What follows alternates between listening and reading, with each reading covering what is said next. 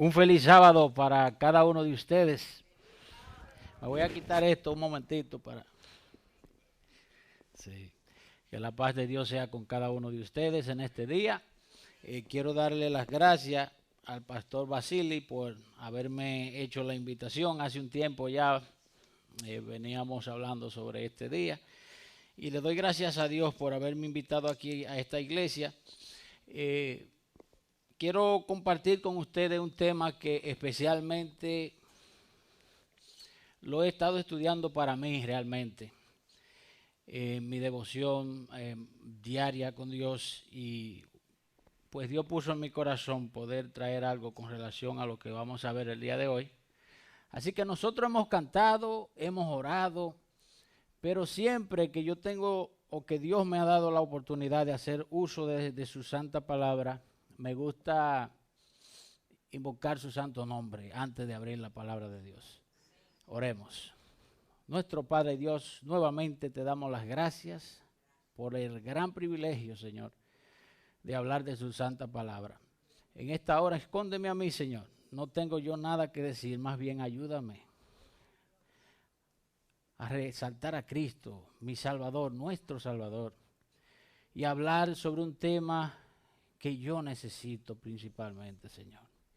Ayúdanos a salir de aquí con otra perspectiva espiritual, con más gozo, Señor, porque gracias a ti tú nos dices en lo que estamos fallando, para nosotros poder ponernos en tus manos y que tú moldees nuestro carácter, nuestro ser, para ser el ser que tú quieres que seamos, que es ser hijo tuyo.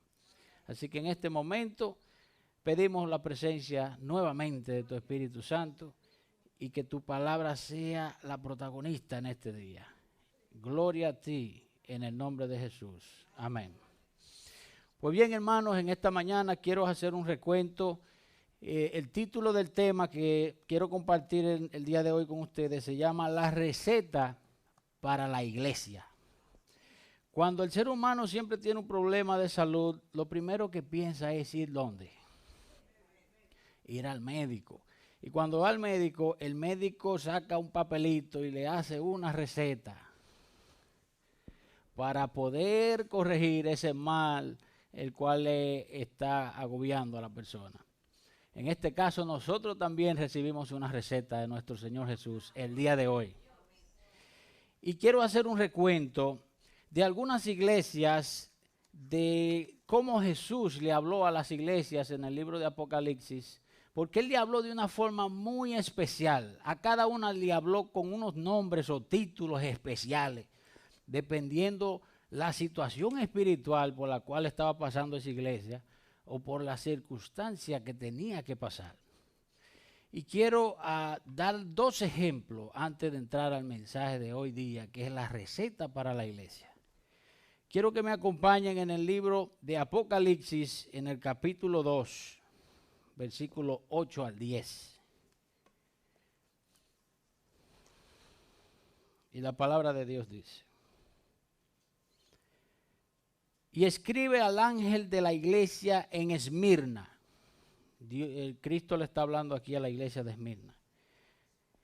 El primero y el postrero, el que estuvo muerto y vivió, dice esto. ¿Cómo se presenta Jesús aquí a esta iglesia? El primero, el postrero, el que estuvo muerto y vivió, dice esto. ¿Por qué será que Jesús le habló a Esmirna? Y no tan solo a Esmirna, a todas las iglesias en el libro de Apocalipsis. Le habló con nombres o títulos especiales, dependiendo de la condición de esa iglesia. Sigo leyendo. Le dijo a Esmirna: yo conozco tus obras y tu tribulación y tu pobreza, pero tú eres rico. Y la blasfemia de los que se dicen ser judíos y no lo son, sino sinagogas de Satanás. Escuchen el mensaje que le dio a esa iglesia en este momento. No temas en nada lo que vas a padecer.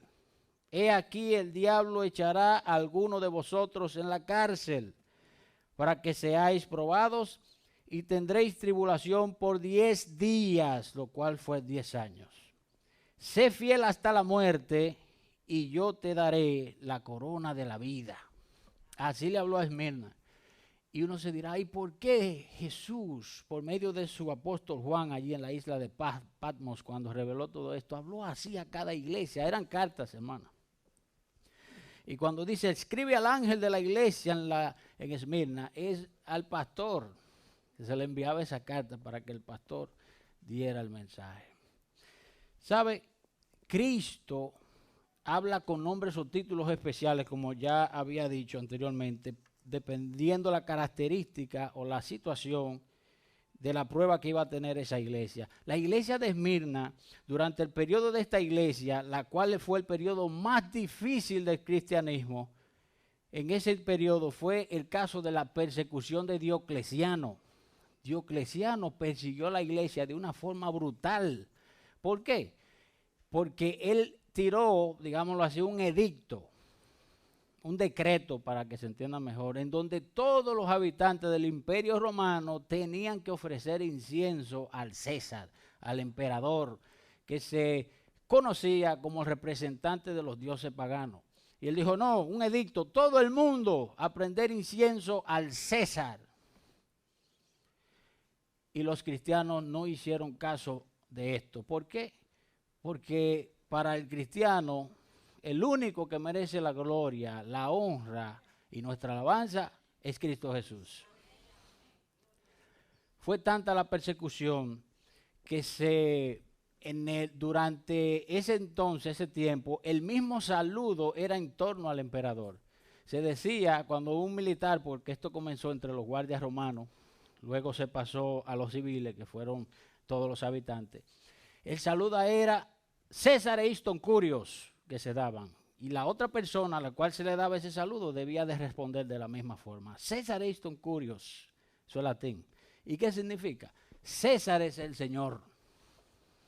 Pero cuando un pagano de esto se encontraba con un cristiano y le decía César e Easton Curios, el cristiano decía, no, Cristo Jesús es el Señor. Y entonces se armaba una persecución tan grande, hermanos, que muchos cristianos, cientos de miles de cristianos perdieron la vida durante el tiempo de Diocleciano. Fue persecución por 10 años que se pasó allí. Incluso a todo aquel que le prendía incienso al emperador, al César, se le daba algo, un salvoconducto. Era para que entiendan, era un documento para que entendamos mejor allá como en nuestro país, lo que somos dominicanos. Solo los servicios esenciales andan en las calles durante tiempo de toque de queda, como se le llama. Prensa, médico, enfermera, etcétera, etcétera. Pero deben de tener un salvoconducto. Deben de tener un documento que legaliza, que certifica que pueden estar en la calle. Eso llegó a pasar en el Imperio Romano con la dirección y la persecución de Diocleciano. Todo aquel que prendía incienso al César tenía un salvoconducto. ¿Y qué pasaba con los hermanos? Los cristianos no tenían eso porque no prendían incienso al emperador y cientos de miles de cristianos fueron a parar a la cárcel. Libelis Pacis se llamaba.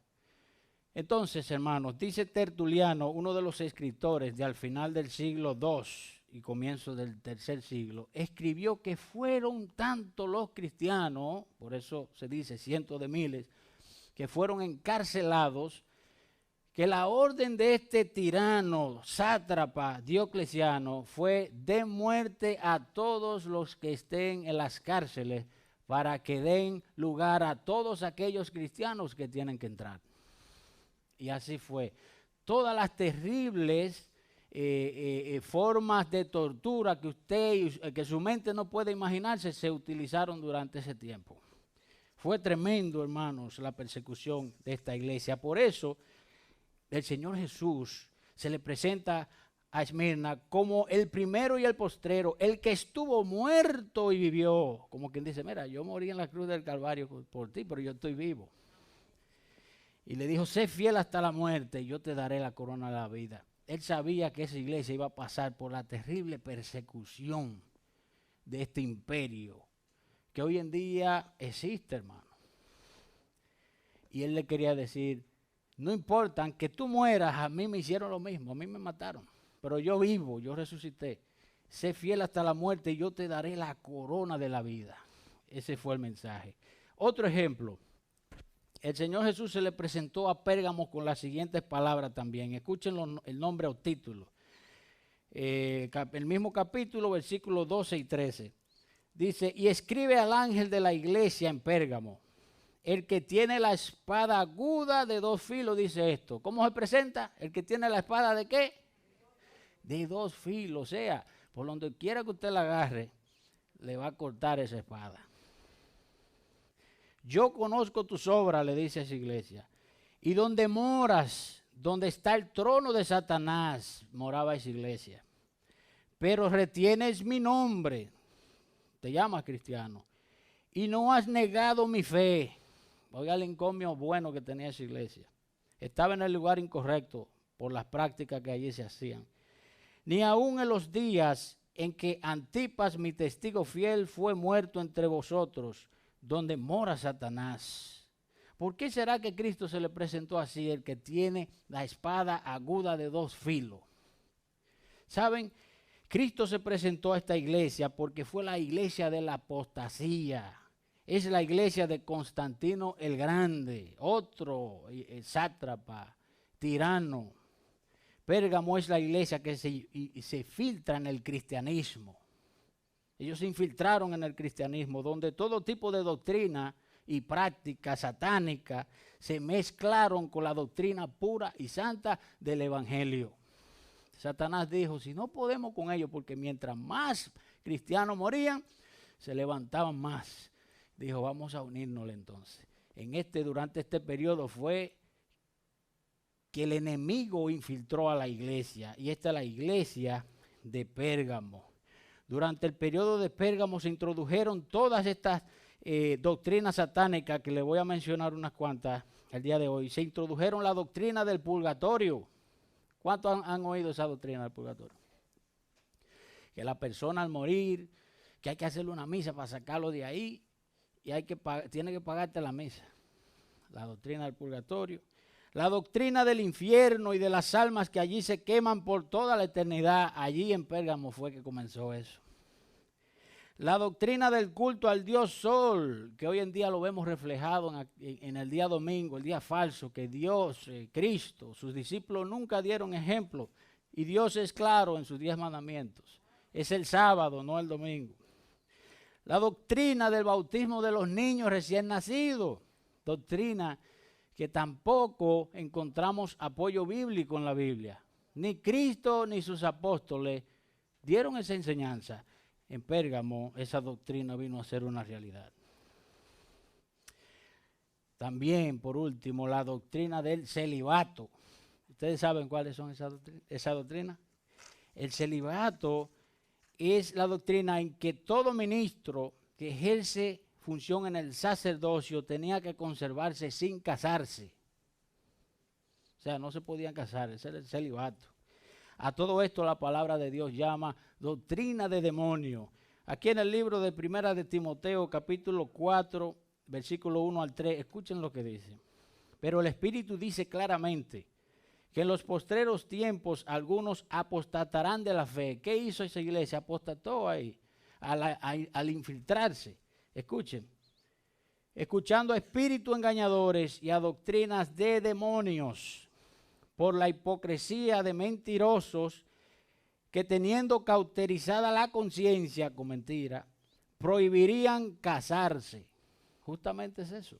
El celibato es prohibir a los ministros que trabajan en el evangelio a tener una familia, a tener un hogar, tal. Y es lo contrario a lo que Dios manifestó cuando creó al hombre y a la mujer. Son doctrinas de demonio, hermano. El celibato, la palabra de Dios la califica a sí mismo como una doctrina de demonio. Retomo, dice, y escribe al ángel de la iglesia en Pérgamo, el que tiene la espada aguda de 2 filos, dice esto: yo conozco tus obras y dónde moras, donde está el trono de Satanás, pero retiene mi nombre. Tú has conservado eso de ser cristiano. Y no has negado mi fe. Tienes fe en mí. Y en los días de Antipas, cuando mi testigo fiel fue muerto entre vosotros, aún viendo el martirio, fueron fieles todavía.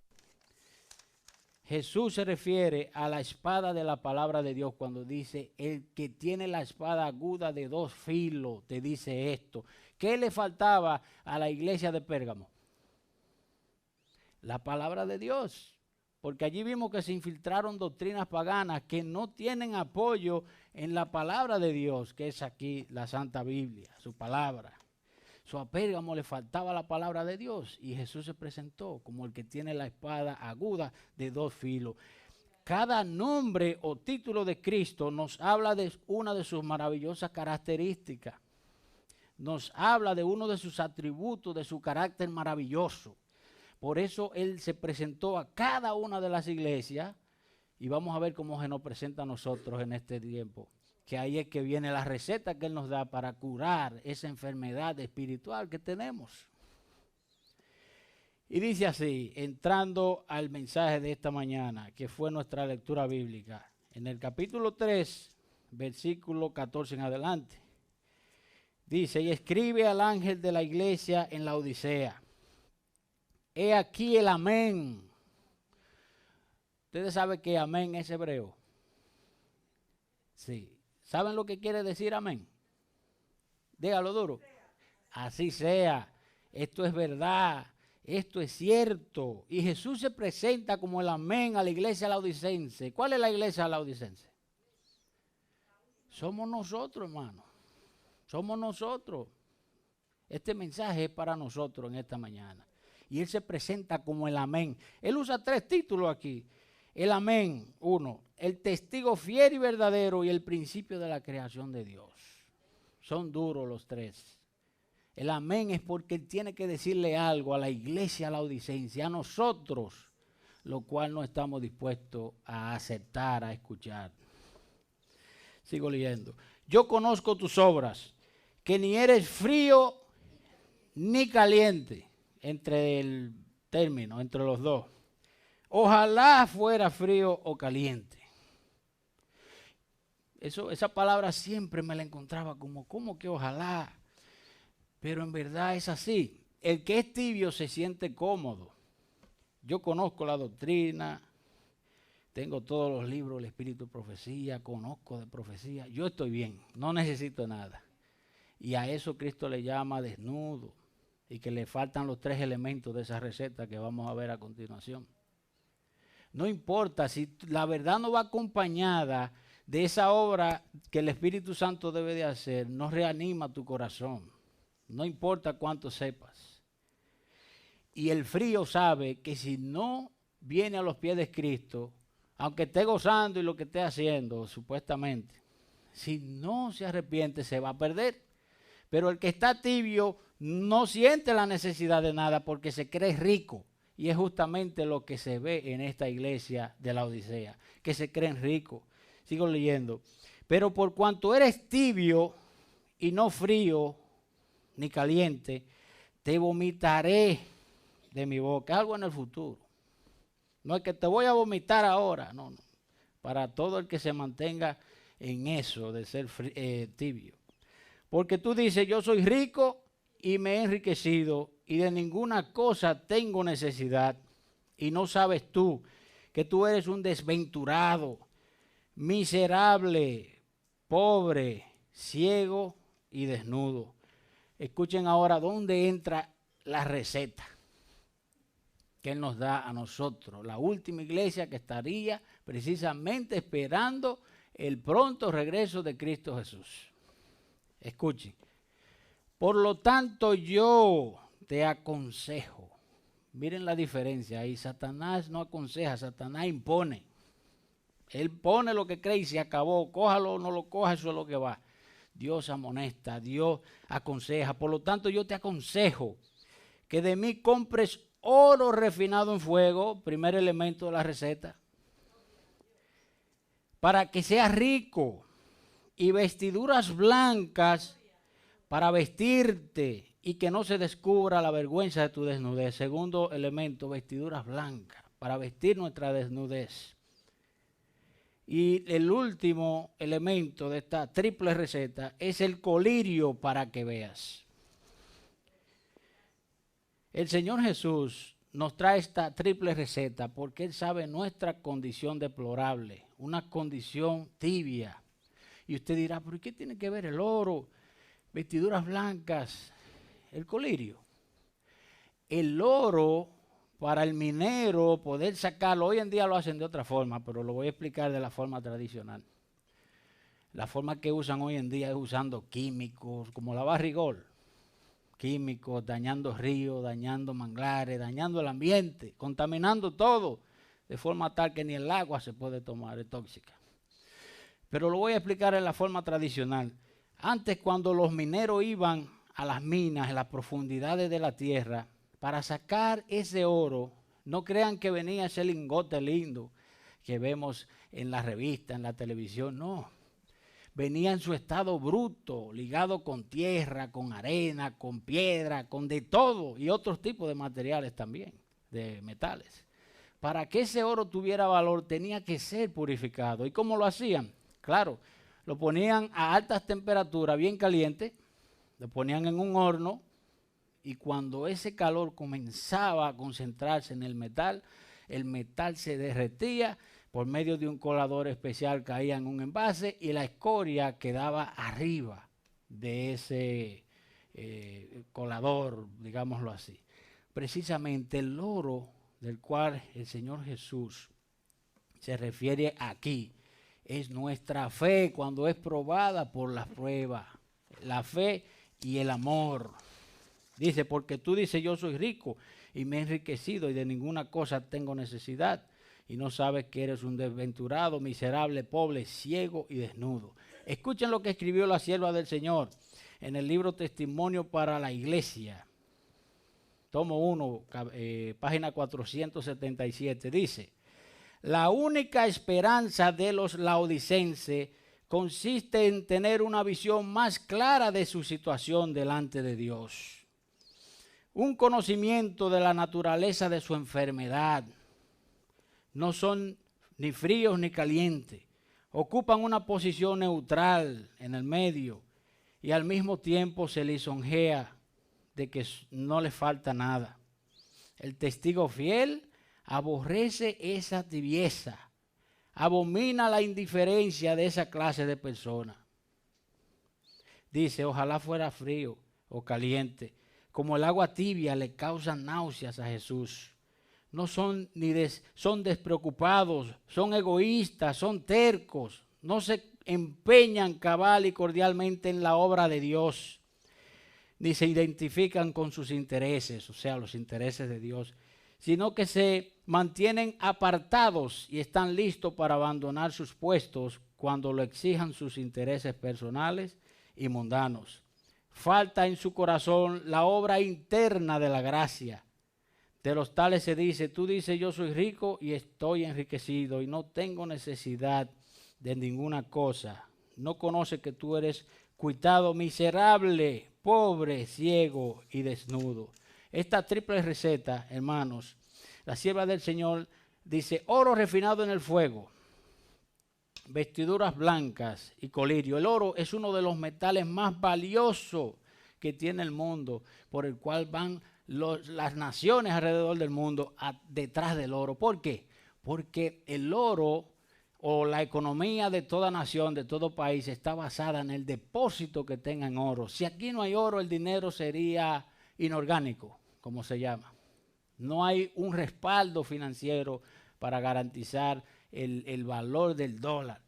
Por eso es que el mundo entero se afana por conseguir oro. Porque el oro nunca pierde precio, otras cosas sí, el oro no. El oro que Jesús se refiere aquí lo encontramos en Primera de Pedro, capítulo 1, 7. Vamos a leerlo. Dice, para que sometida a prueba vuestra fe, ¿qué es sometida a prueba? Nuestra fe, mucho más preciosa que el oro, o sea, tiene más valor que el mismo oro ante los ojos de Dios. El cual, aunque perecedero, el oro, se prueba con fuego, pero así se hallada en alabanza, gloria, honra, cuando sea manifestado Jesucristo. Cuando Cristo venga, usted sabe lo único que va al cielo. Este cuerpo será desechado, Lo único que irá al cielo es el carácter del ser humano. El único, el carácter. Y nuestra fe, claro está. Pero una fe genuina, tiene que ser una fe genuina. Nuestra fe tiene que ser purificada. Escuchen otra cita. Sin cruz no hay corona. Entre preguntas dice, ¿cómo podremos ser fuertes en el Señor sin ser probados? Para tener fortaleza física, debemos ejercitarnos del mismo modo que para tener una fe vigorosa deberemos ser colocados en circunstancias en las cuales nuestra fe pueda ser probada. Cada tentación resistida, cada prueba valerosamente soportada, nos da una nueva experiencia y nos hace progresar en la obra de la edificación del carácter. Nuestro Salvador fue probado en todas las áreas, pero Él siempre triunfó en Dios. Es nuestro privilegio ser fuertes en el poder de Dios en medio de todas las pruebas y gloriarnos en la cruz de Cristo. Por medio de la aflicción, Dios nos revela las manchas que atañen nuestro carácter. Cuando usted se encuentra en medio de alguna aflicción, algo que usted considera prueba, recuerde, Dios está purificando su fe, le está fortaleciendo su fe, su carácter. Y también nos dice que solo por su gracia podremos triunfar sobre nuestras faltas.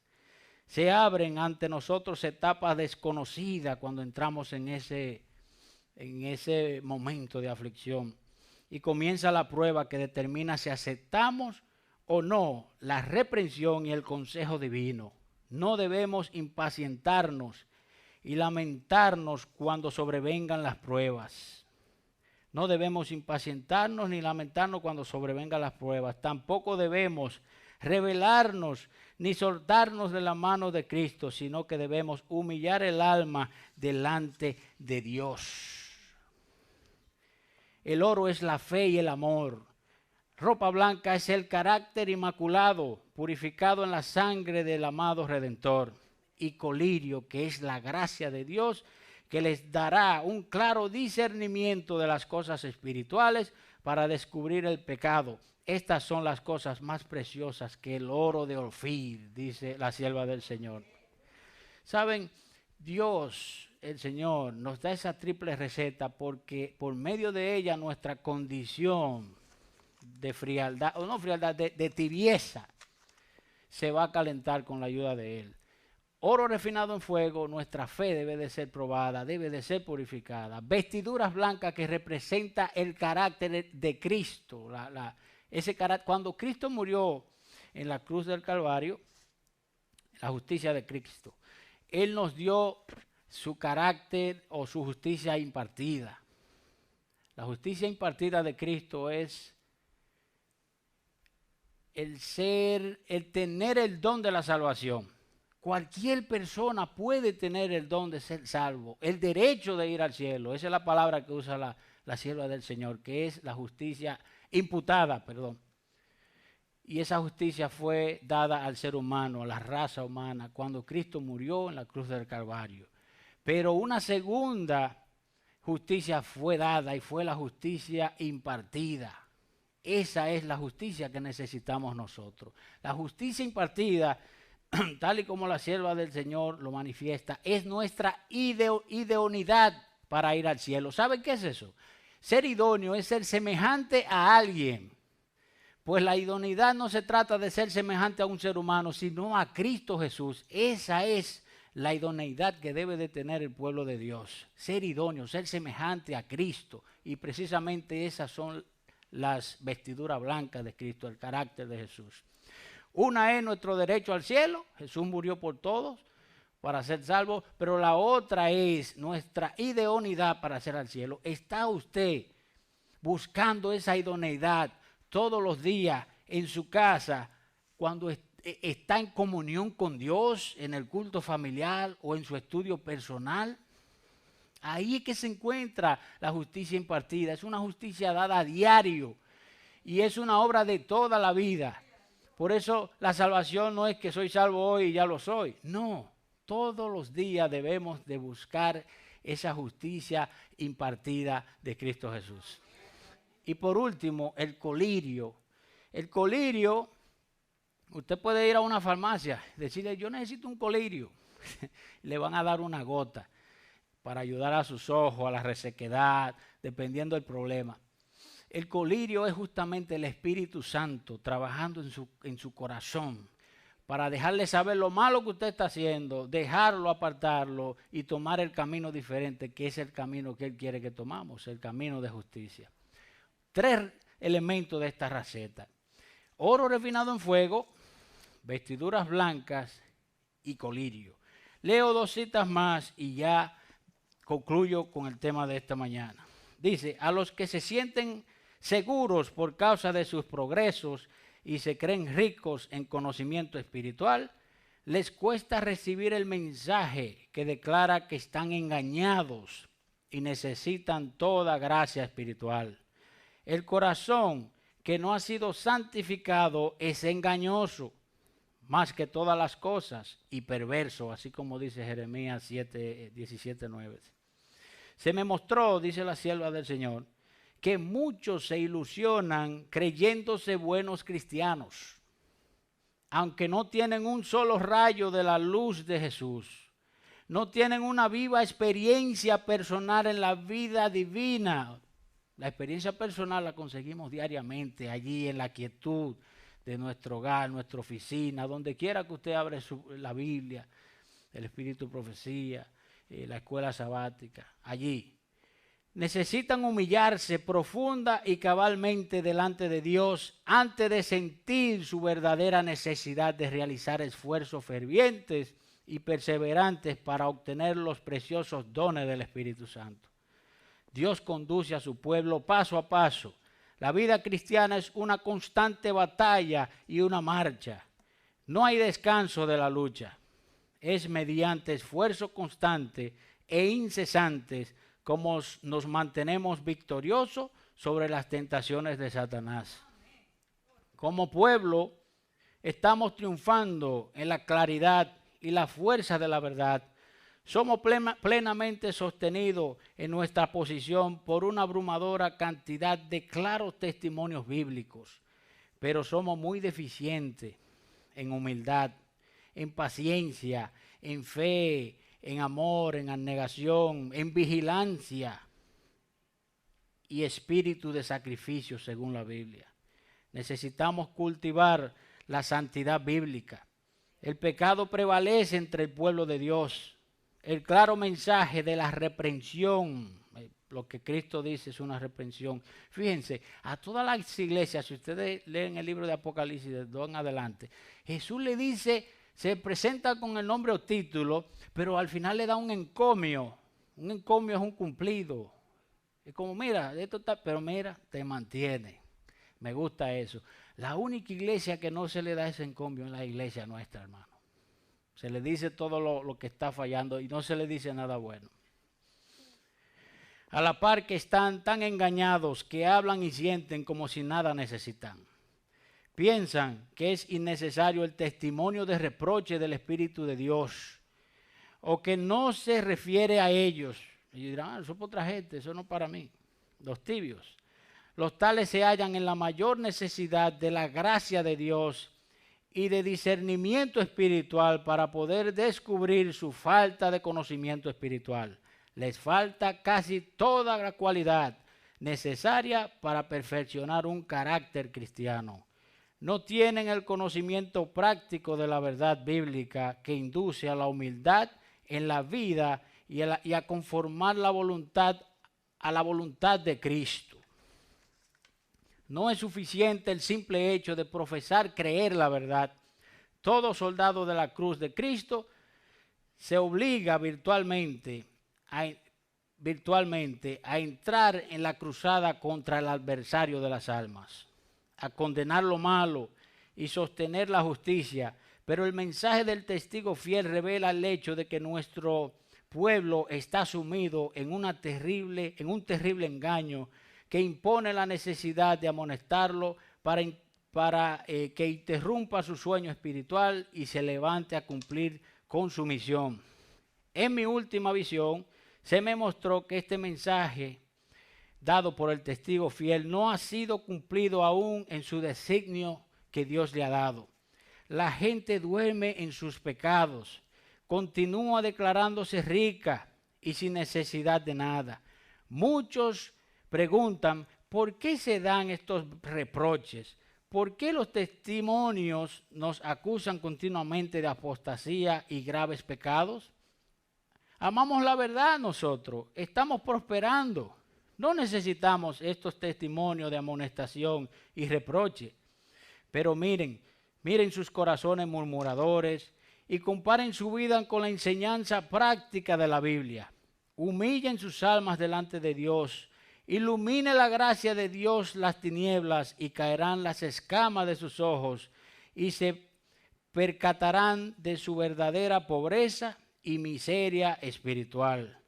Sentirán la necesidad de comprar oro, que es la fe y el amor puro, ropa blanca, que es el carácter inmaculado, purificado en la sangre de Cristo Jesús, nuestro Redentor, y colirio, que es la gracia de Dios, y que les dará un claro discernimiento de las cosas espirituales para descubrir el pecado y dejarlo. Eso es, hermano, justamente. Nosotros necesitamos echar mano de esta receta. 3 elementos: oro purificado en fuego, vestiduras blancas y colirio.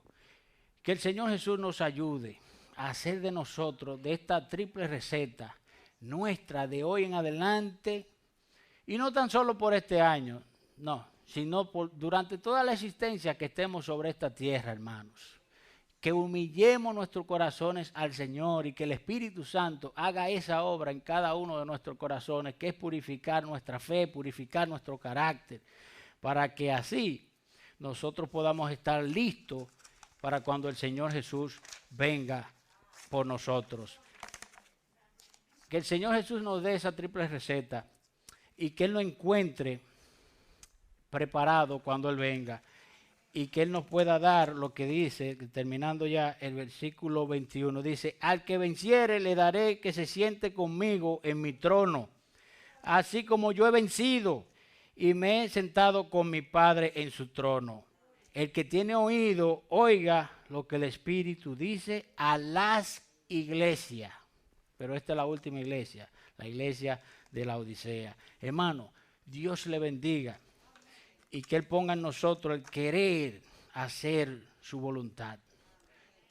Iglesia Camino a Cristo, Ramón Comprés, arrepiéntete y sé celoso. En el nombre del Señor Jesús, esa es nuestra petición el día de hoy. Amén.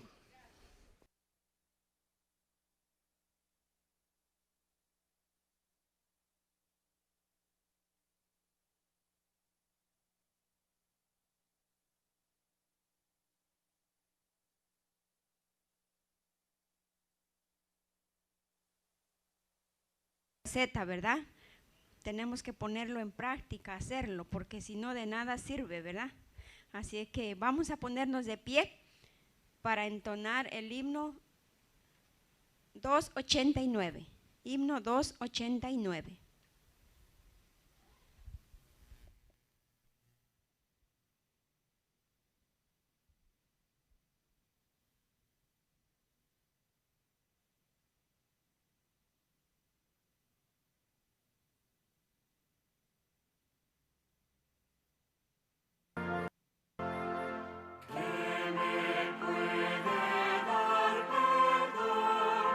Solo de Jesús la salvación.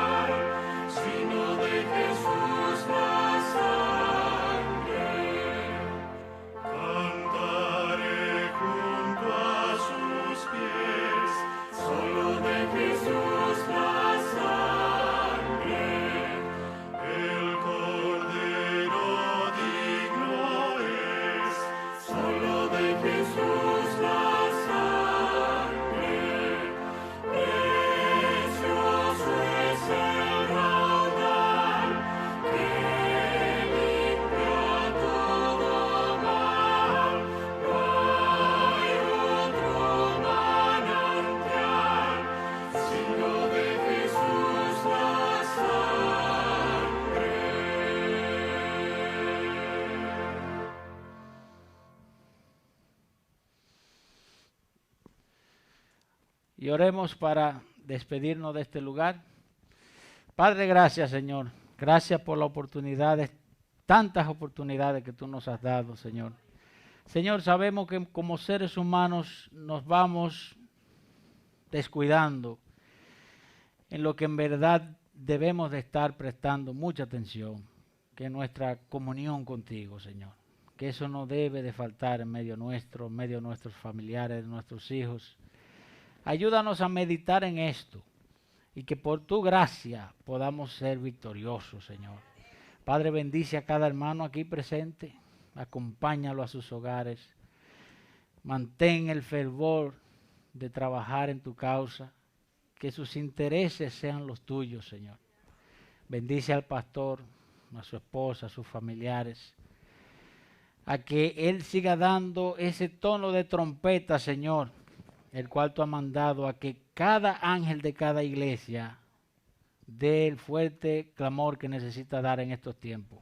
Vendrán tiempos difíciles, que seremos probados tales como aquellos hermanos en los tiempos de Diocleciano y de Trajano y de todos esos sátrapas, Señor, que tendremos que mantenernos firmes a ti, Señor, aún nos quiten la misma vida. Ayúdanos a ser fuertes en ti, y que tú pongas en nosotros, Señor, vislumbrar el cielo y vislumbrarte a ti viniendo las nubes de los cielos, y que eso reanime nuestros corazones. Ayúdanos en el nombre de Jesús a echar mano a esta receta que tú nos das para nuestra condición espiritual. Es en el nombre glorioso de Cristo Jesús te lo pedimos en este día. Amén, Señor. Amén.